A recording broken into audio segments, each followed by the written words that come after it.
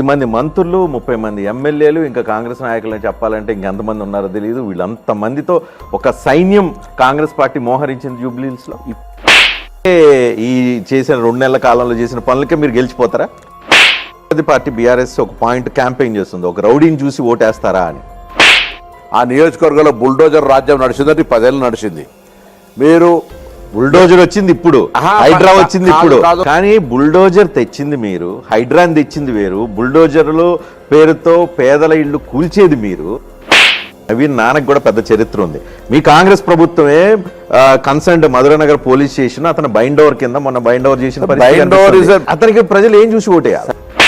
ఇక్కడ నేనన్నా కాంగ్రెస్ పార్టీ ఎందుకు ఇంత హడావుడి పడుతుంది, కంగారు పడుతుంది, హైరాణ పడుతుంది?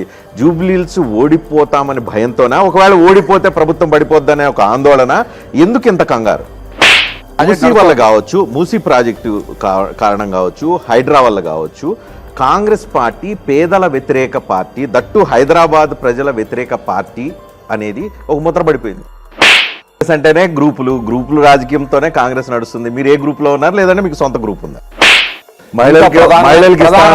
ప్రధానమైనటువంటి 2500 రూపాయల ఇష్యూ కావచ్చు, పెన్షన్ ఇష్యూ, తులం బంగారం కావచ్చు. తులం బంగారం సరే, అప్పుడు 6 సందర్భం. ఇప్పుడు తులం బంగారం ఆనలు ప్రకటించినాడు 50,000, అది 1,50,000. కాంగ్రెస్ అధికారంలో వాగ్దానాలు చేసి.